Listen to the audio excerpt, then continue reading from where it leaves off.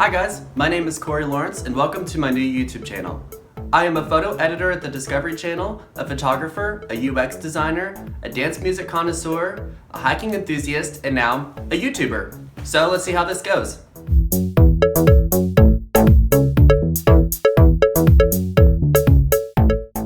So 2015 started out as not such a great year for me. And so at the beginning of the year, I just decided, with no expectations as to what it means, that it would just be the year of me. And so I ended up losing 20 pounds, taking a user experience design class, staying single for an entire year. I trained for the 5K twice because leg injuries suck. And I moved out to my own studio apartment. I went on 14 Tinder dates, but who's counting? I went gluten-free and I feel really great about it. I discovered a newfound love for dance music, concerts, and hiking. I began working on a dance music app, and I even set up a small darkroom in my apartment. So I rung in 2016 happy, healthy, confident, independent, and creatively inspired. Although it was needed, having such a selfish yet successful year made me realize that this year I want to give back to the community. I thought about starting a blog, which then turned into 6 blogs because I have all these ideas and all these interests and it's so hard to narrow it down. I really want whatever community I build to have a purpose and a voice. So I went to one of my coworkers and I said, you know me very well, so what do you think I should do? Do you think I should do 1 blog? Do you think I should do 6 blogs? If I should do 6, should I just start on 1?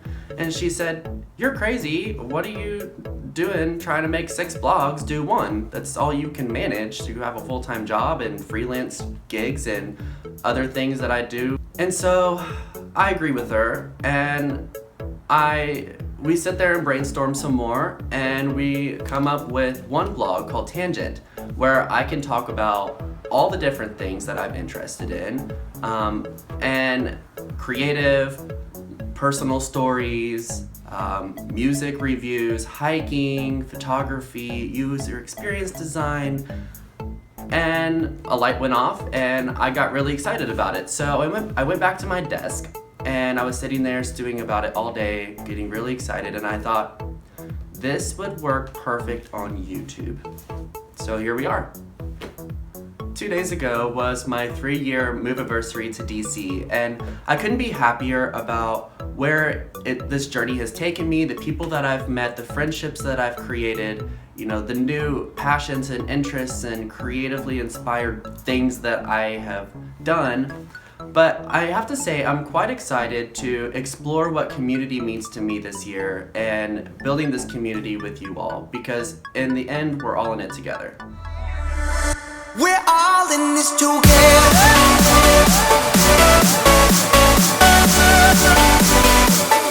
So that was an excerpt from my banger song this week called Together by Throttle featuring David Spekter. I'm gonna put a link in the description below to an Apple Music playlist and a Spotify playlist of all of my weekly banger songs so you can listen to them all in one place.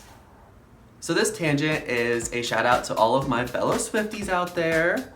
She just came out with her 1989 World Tour concert video exclusively on Apple Music. And it's kind of interesting that she did this exclusively on Apple Music, but thank goodness for me, I am already a subscriber, so I might have already watched it twice through. I'm so sad I didn't get to experience her tour in person, but I'm really glad that she came out with this video so the rest of us could kind of see what her tour was like and get a better glimpse into her life. She is so beautiful, she is so talented, and so were her dancers. So if you haven't checked it out yet, Apple Music has a 3-month free trial that you can try out, and you can watch Taylor Swift over and over again like me. This weekend, I went to see The Hateful Eight, which is Tarantino's 8th and newest film. I actually got to see it at the American Film Institute Silver Theater, which is by my apartment, and they had a special 70mm ROADSHOW version of the film playing. So I found out that ROADSHOW versions of films were actually really popular in the 1950s and the 1960s. And they created this big event out of movie-going where you would have a musical overture at the beginning of the film, you'd have an intermission in the middle, and there's actually a souvenir program that goes along with the film also. Tarantino recreated this movie-going experience for the first time in over 50 years with The Hateful Eight. To create this film, Tarantino used Panvision cameras and lenses, Kodak 65mm film, and a very wide aspect ratio. And for me, as a photographer, this gave it such a photographic, beautiful, rich feel that I haven't actually seen in a movie in maybe ever.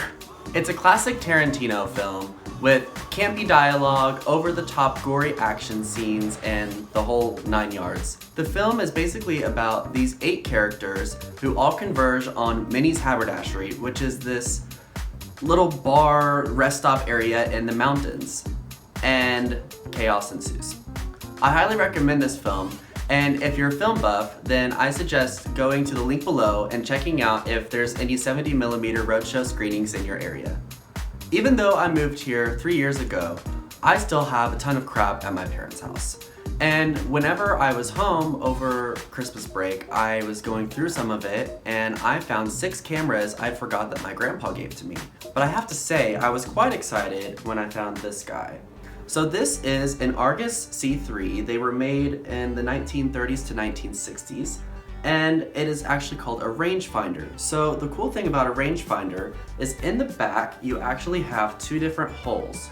One of them is to focus through, and one of them is to shoot through and compose the image. So this guy right here, you turn, and it focuses the camera. You have a manual shutter over here, which is pretty interesting, and it still works. So I need to clean this guy up, but I'm quite excited to try him out. So stay tuned, and hopefully I'll be sharing some of the images I take with it. Well, that's it for this week's video. Don't forget to hit the subscribe button so you don't miss out on next Monday's video, because you never know what you're gonna get on tangent.